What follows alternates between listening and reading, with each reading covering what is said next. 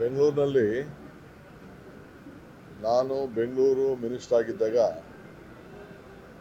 ಎಲ್ಲ ಶಾಸಕರನ್ನೆಲ್ಲ ಕರೆಸಿದ್ದೆ.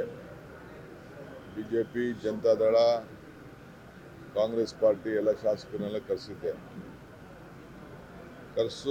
ಕರೆಸಿ ಬೀದಿ ವ್ಯಾಪಾರಿಗಳ ಬಗ್ಗೆ ಚರ್ಚೆ ಮಾಡಿದ್ದು. ಎಲ್ಲರ ಅಭಿಪ್ರಾಯ ಒಗ್ಗಟ್ಟಿನಿಂದ ಬೀದಿ ವ್ಯಾಪಾರಿಗಳನ್ನೆಲ್ಲ ಎಲ್ಲೆಲ್ಲಿ ಟ್ರಾಫಿಕ್ಗೆ ತೊಂದರೆ ಆಗ್ತಾ ಇದೆ ಅವ್ರನ್ನೆಲ್ಲ ತೆರವುಗೊಳಿಸಬೇಕು ಅನ್ನೋದು ಎಲ್ಲ ಒಟ್ಟ ಅಭಿಪ್ರಾಯ ಆಗಿತ್ತು. ಮೂರು ಪಕ್ಷದವ್ರದ್ದು ಅಭಿಪ್ರಾಯ ಆಗಿತ್ತು.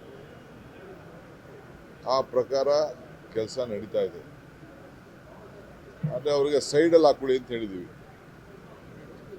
ಆಮೇಲೆ ಸುಮಾರು 60,000 ಜನ ನಾವೊಂದು ಸರ್ವೆ ಮಾಡಿಸಿದ್ದೆ. ಅವ್ರಿಗೆಲ್ಲ ಗುರುತಿನ ಚೀಟಿ ಕೊಡಬೇಕು ಅಂತೇಳಿ ಕೆಲವರೆಲ್ಲ ಸರ್ವೆ ಮಾಡಿಸಿಟ್ಟಿದ್ದೇವೆ. ಒಂದು 30,000 ಜನ ತಳ್ಳ ಗಾಡಿಗೆ ವಿವಿಧ ರೀತಿ ವಾಹನಕ್ಕೆಲ್ಲ ಅರ್ಜಿ ಹಾಕೊಂಡಿದ್ದಾರೆ.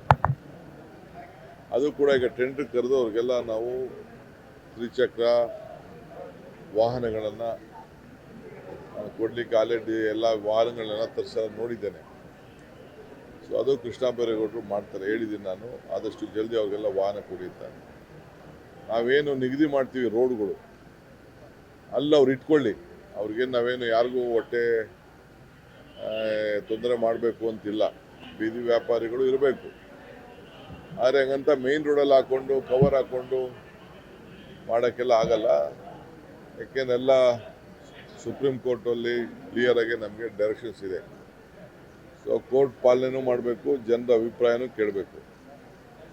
ಸೊ ಅದಕ್ಕೆ ನಾವು ಈ ತೀರ್ಮಾನ ಮಾಡ್ತಾಯಿದ್ವಿ. ಮುಂದಕ್ಕೆಲ್ಲ ಸ್ವಲ್ಪ ಕೆಲವ್ರಿಗೆ ಕಠಿಣವಾದಂಥ ತೀರ್ಮಾನ ಆಗ್ತದೆ. ಸೊ ಈ ಬೀದಿ ವ್ಯಾಪಾರದ್ದು ಈ ರೀತಿ ತೀರ್ಮಾನ ಮಾಡಿದ್ದೇವೆ.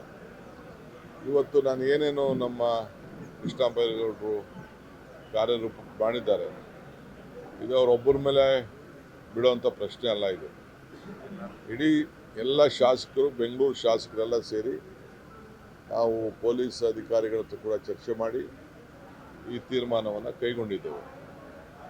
ಸೊ ಅವ್ರಿಗೆ ಆಲ್ಟರ್ನೇಟಿವ್ ಸ್ವಲ್ಪ ಸೈಡ್ ರೋಡ್ಗಳು, ಬೇರೆ ರೋಡ್ಗಳನ್ನ ಕೊಡ್ತೀವಿ. ಬಟ್ ಅವರು ವ್ಯಾಪಾರ ಮಾಡ್ಕೊಂಡು ಸಾಯಂಕಾಲ ಹೋಗ್ಬೇಕು. ತಳ್ಳ ಗಾಡಿ ತೊಗೊಬರ್ಬೇಕು, ಇಟ್ಕೋಬೇಕು, ಹೋಗ್ಬೇಕು. ಅಲ್ಲೇ ಟೆಂಟ್ ಹಾಕೊಂಡು ಕೂತ್ಕೊಳ್ಳೋಕ್ಕಾಗಲ್ಲ. ಸೊ ಎಲ್ಲ ನಾಗರಿಕರಿಗೆಲ್ಲ ಅವ್ರವ್ರ ಬದುಕು, ಅವರವರ ಪಾಪ ಆಸ್ತಿ ಮುಂದೆ, ಮನೆ ಮುಂದೆ ಹಾಕೊಂಡ್ರೆ ಯಾರು ಸುಮ್ಮನೆ ಇರ್ತಾರೆ? ಅದಕ್ಕೆ ನಾವು ನಿಗದಿ ಮಾಡ್ತೀವಿ. ನಿಗದಿ ಮಾಡಿದ ಪ್ರಕಾರ ಅವ್ರು ಮಾಡ್ಕೊಂಡು ಹೋಗ್ಬೇಕು.